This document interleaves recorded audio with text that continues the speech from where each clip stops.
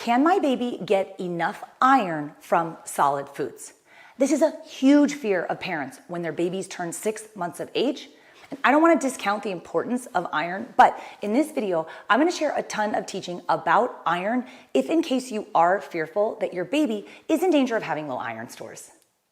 I'm Ferraro. I'm a registered dietitian specializing in baby-led weaning and infant feeding. And I'm also a mom of 7 children. And my youngest baby, our girl twin Hannah, she had low iron at one of her infant well checks.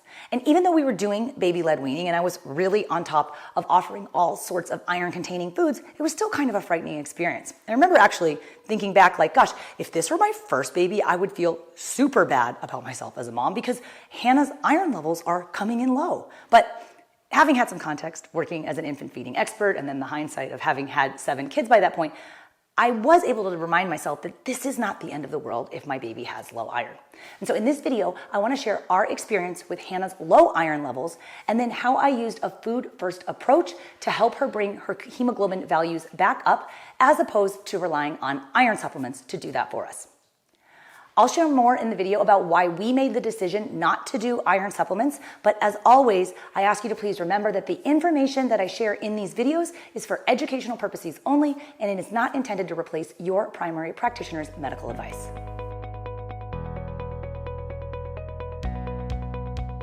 So every pediatrician's office is different, but most doctors, especially in North America and the United States, will do an iron check or an anemia screen in office at one of your baby's routinely scheduled well checks, or if you suspect iron deficiency. They're also really, really great about screening for iron deficiency anemia if you're in the WIC program. That's the United States Department of Agriculture's Special Supplemental Nutrition Program for women, infant, and children.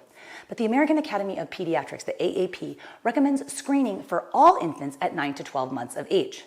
Now, because we have done baby-led weaning in the past with 6 of our 7 kids, I've always been particularly interested in iron level checks at the pediatricians.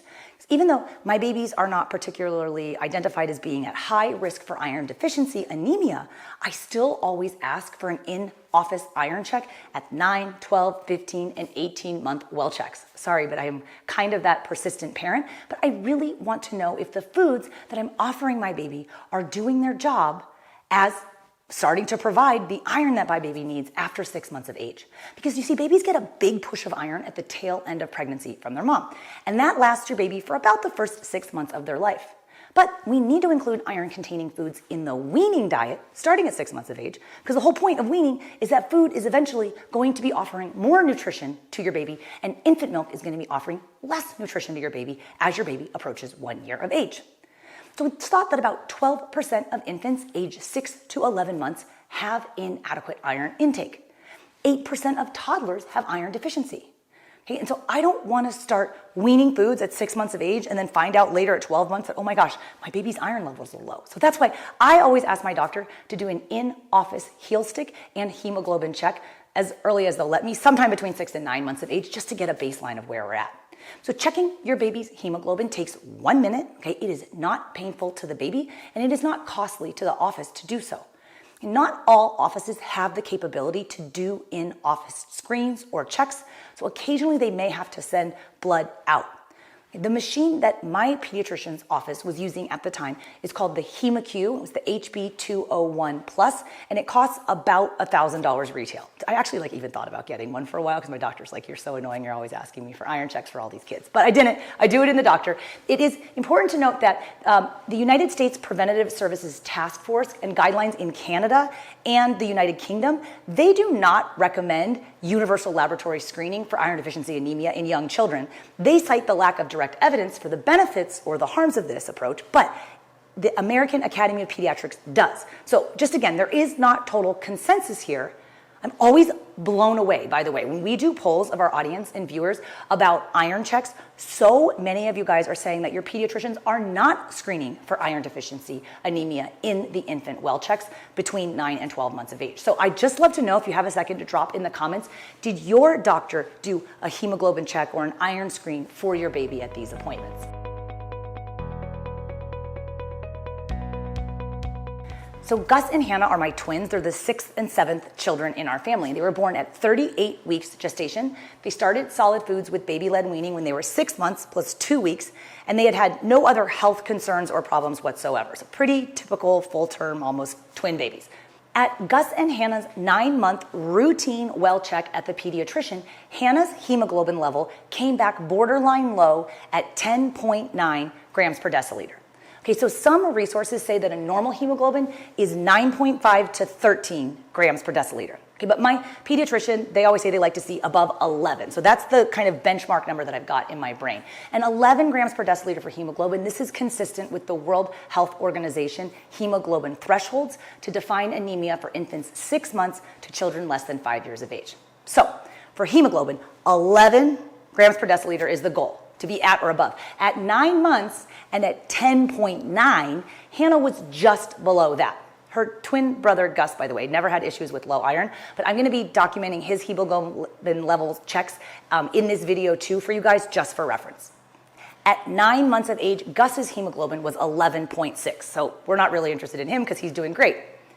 At 9 months of age, Hannah was eating solid foods 2 to 3 times per day. She had about 24 ounces per day of half breast milk and half formula. Okay, formula is iron fortified and breast milk has iron. There's not as much of it as there is in formula, but it's very well absorbed by the baby's body. So it's trying really hard to offer at least 1 milligram or at least one 1 milligram iron food, preferably from animal sources at each feeding. So again, she's eating 2 to 3 times per day. I'm reading labels. If a food has 1 milligram of iron, I'm like, good, that's a high iron food I want Hannah to be eating. At Gus and Hannah's 12-month routine well check, Hannah's hemoglobin level came back at 9.4 grams per deciliter. Okay, so I always do this. You can ask for a redraw, okay, and to recheck it in the office. With previous babies, I've definitely had instances where the hemoglobin would come back low in the first reading. I would ask for a redraw, they would squeeze a little more blood out, and then the second reading would come back within normal limits. So if I hadn't asked for that redraw, I would have left the office feeling like, oh my gosh, my baby's iron levels are low and I'm a terrible mom. You're not if your baby's iron levels are low. But in this case, always ask for a redraw if you can. And when Hannah's hemoglobin got redrawn, it came back again at 9.4. I was like, okay. They did the second redraw for 9.4 the first time, 9.4 the second time. Okay, maybe her hemoglobin is low.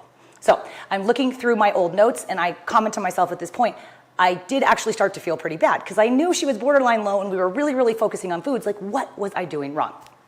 Was I feeding her the wrong foods at home? No, absolutely not. At 12 months of age, Hannah was eating solid foods 3 times per day. Okay, I was really still focusing on including at least 1 milligram iron foods, at least one of those, and from animal food sources at every meal. Okay, I was doing fortified foods like pasta. We were doing plant sources of iron along with vitamin C containing foods to help enhance her iron absorption. Okay, was her hemoglobin low because we had stopped the iron fortified formula? No. Okay, we switched to cow's milk on her first birthday, so that was March 7th. Okay, and she was getting no more than 16 ounces per day of cow's milk, okay, because too much milk can definitely increase anemia risk because there's no iron in cow's milk. And then if babies drink too much cow's milk, it displaces other important foods that they should be eating that contain iron. So Hannah's actual 12-month check, her birthday was March 7th, and the 12-month check was on March 20th. So it was like 2 weeks after making that switch from half breast milk, half formula, so iron to cow's milk, no iron. But the half milk of hemoglobin is 120 days, so the low hemoglobin levels that we were seeing then could definitely not be attributed to the loss of the iron fortified formula and the iron-rich breast milk so recently in her diet. So what was I supposed to do? Our pediatrician recommended iron drops, okay? And then they scheduled Hannah to return back to the office in 1 month to have her iron rechecked. So 1 month later, she would have been 13 months of age. There's not normally an appointment at 13 months. Great, I'm gonna come back to the doctor. But I decided not to do the iron drops and instead to focus on increasing Hannah's intake of iron-containing foods over the course of the next month, but really 2 to 3 months because we know the half-life of hemoglobin is a little bit longer than that. Now, I had a fabulous relationship with my pediatrician. We had a very educated discussion about my decision not to do iron drops. Here's why I decided not to. You do what works for you, but in our case, my primary concern was constipation from supplemental iron. Okay, you guys probably remember this from being pregnant with your prenatal. It definitely constipates you. Okay, it's the iron in there that's doing it. And a lot of babies, when they make that transition to solid foods, Hannah, like many babies, she had some pretty noticeable constipation. Okay, and I did not want to exacerbate that existing constipation with iron drops. Okay, I didn't want the drops to possibly cause more constipation, which would make her feel more uncomfortable and lead to decreased food intake, making the whole iron intake situation worse if she didn't want to eat anything because she wasn't feeling good. So, furthermore, as a registered dietitian who teaches infant feeding and baby-led weaning for my job, I really wanted to ensure that I could help Hannah and quote unquote fix her iron with food if I am the one recommending a food first philosophy to my students, to my followers, to my customers. So please note, Hannah was not identified as being at high risk for iron deficiency anemia. If your case is different, you need to consult your primary care practitioner. But she was not malnourished, she did not have a low birth weight, she did not have any dietary factors or any other symptoms of iron deficiency anemia. So given my professional background, my expertise in nutrition, I really felt confident that foregoing the iron supplement drops for 1 month and trying food instead would not cause undue harm. So we went home and I put together a 1-month baby boot camp meal plan for iron for Hannah. For the next month, we focused on iron in foods for Hannah in an effort to get her hemoglobin levels back up. So again, the half-life of hemoglobin is 120 days. So 1 month probably not gonna quote unquote fix it or make all that big of a difference. Furthermore, there's the reality that point of care measurements of hemoglobin, such as the one used in the pediatrician's office, they have only fair accuracy in identifying iron deficiency anemia, okay? The positive predictive value is 10 to 40% at 12 months of age. So this is by no means a perfect reflection of what her iron levels are. But we're watching trends, okay? And I don't want to hang too much importance on 2 back-to-back in-office low hemoglobin readings at her 12-month check. Okay, but it was not a bad idea to double down on iron intake from foods and then focusing on how we could help increase iron absorption by her body at this point. So here are some of the things that we did with Hannah over that next month. First, serving high iron foods first, okay? As a specialist in baby-led weaning, I do not usually recommend dripping food. Okay, dripping is where you put one food or a part of the meal out first and then you wait until the baby eats it, and then you offer some more food. Okay, you're taking away the baby's autonomy to pace their own food intake. I normally portion and plate the whole meal, put it out to the baby, allow them to self-feed whichever foods they want to eat first. This helps the baby learn to pace, to regulate, and then eventually how to respond to their own hunger and fullness cues. But you know your baby best. I did know that Hannah was always going to choose whatever the starchy or carbohydrate food, and then she was going to eat the fruit or vegetable, and then she probably wasn't going to eat the meat. So what I started out doing for this trial period was adjusting her meals so that we started serving her whatever the meat food was first. So we'd do a bowl, put the meat out first. As she's definitely an older baby now, she can respond to hunger. She would see it, she would eat it. And then after that, I would offer her the remainder of foods. Again, this was for a short period of time. We're serving an animal food at every meal. Okay, in our family, we eat some meat, but not a ton of meat. Okay, and it is important to note that the iron in animal foods is more well absorbed by the body than plant food iron is. Okay, I made an effort to offer at least one of those 1 milligram iron foods from animal foods at every meal. Not that hard. You read some labels, you portion the food out, make it soft for her to feed it, and offer it first. So our family eats the same foods as the baby. So for that particular month, I made meat more often. We did a lot more chili. We did more meatballs. We did more meat loaves, meat lasagna, kofta, slow cooker pork and lamb, dark meat of chicken. Okay, there's more iron in dark meats than in white meats, and lots of egg yolks. The yolk, each egg yolk has 1 milligram of iron. So we tried to serve a vitamin C food, so fruits or vegetables at every meal. Vitamin C helps the body absorb iron from the other sources of foods that you're offering. And at every meal, we had at least 1 fruit or vegetable. Okay, fruits and vegetables contain vitamin C. Some are higher than others. Citrus foods, tomatoes, strawberries, potatoes, bell peppers, if you make them soft and safe for babies, they're among the highest. Also, we minimized milk. So at 12 months of age, Hannah was drinking about 15 to 16 ounces of full fat, so whole milk, not reduced fat milk. And it was cow's milk, and she was drinking it out of an open cup. So we used the tiny cup from Easy Peasy Fun. That's an open cup that's appropriate for babies up until 12 months of age. After that, we size up to their mini cup. I'm an affiliate for Easy Peasy. If you want to check out these 2 cups, my affiliate discount code is Katie10. That works for 10% off all of the products at easypeasyfun.com. Okay, so after each of Hannah's meals, so we were starting with a 2-ounce cup, I would fill up her 2-ounce cup with milk about 2 to 3 times. I would do that 3 times a day, so she was getting around 15 to 16 ounces total milk. The key was here that we stopped the bottle, okay? That really helps keep the milk intake low, which is what we want. I only offered her milk after meals, so she would eat her food first, getting her iron and her nutrition first, and then the milk would come after the meal. Because babies who are full of milk, they're gonna be way less inclined to eat the actual food that you're offering at mealtime.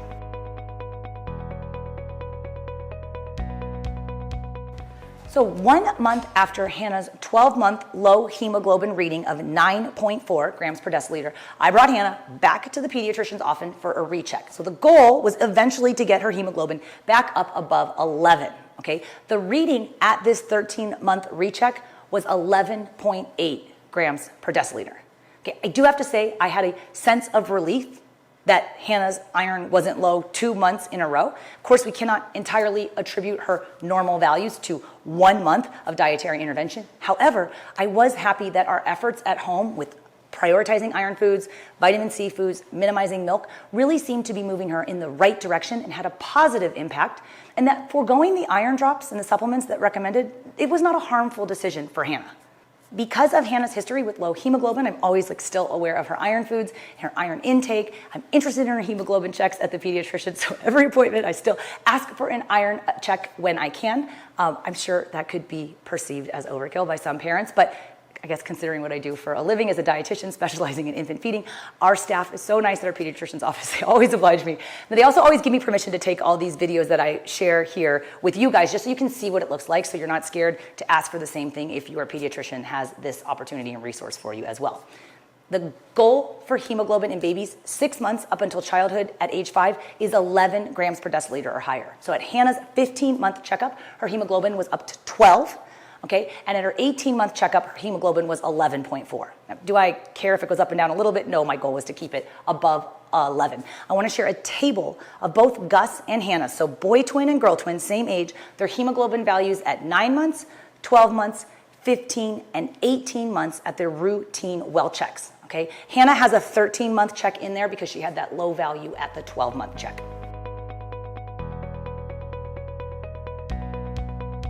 Babies should be offered iron-containing foods in the weaning diet starting at 6 months of age when you start solid foods. I mentioned it earlier, but that's because the iron your baby gets from mom at the tail end of pregnancy, that starts to dip at around 6 months of age. When it comes to your baby's iron intake, keep in mind that no matter what feeding approach you choose, if you're doing baby-led weaning, if you're doing purees, whatever it is, if it doesn't contain iron foods, your baby could be at risk for iron deficiency or anemia down the road. With traditional spoon feeding, babies often eat iron-fortified white rice cereal. With baby-led weaning, although fortified foods typically aren't used as often, you can still offer your baby foods that naturally contain iron or other fortified sources that they can self-feed. Okay? Any diet, doesn't matter, can be deficient in iron if iron-containing foods are not included. And I want you to know that there is absolutely no research to support the idea that baby-led weaning babies have lower iron levels than traditionally spoon-fed babies. That has not borne out in the literature. Okay, it's perfectly possible to get the iron you need from real foods. And I do a lot of talks for physicians and dietitians and other feeding expert groups. And a lot of the research and those talks heavily cites that literature about the ability of real wholesome foods to meet your baby's iron needs starting at 6 months of age and beyond. I'm going to share some of that research with those links in the description below where you're watching this video. I also do a lot more teaching about transitioning your baby to solid foods safely and how to use high iron foods and incorporate those and make them safe. I teach that in my longer 1-hour video training called Baby-Led Weaning for Beginners. Everybody on that free workshop gets a copy of my original 100 First Foods list. And within the 100 First Foods list, I teach you how to use it, but I've also kind of called out which foods in each of the 5 food categories have 1 milligram of iron or more. Okay, so if you are interested in prioritizing these high iron foods for baby-led weaning, you can start doing that using the 100 First Foods list if your baby's iron levels are also on the low side. So you can sign up for this free 1-hour online video training and grab a copy of that 100 First Foods list if you go to babyledweaning.co. That registration link is also linked below in the description.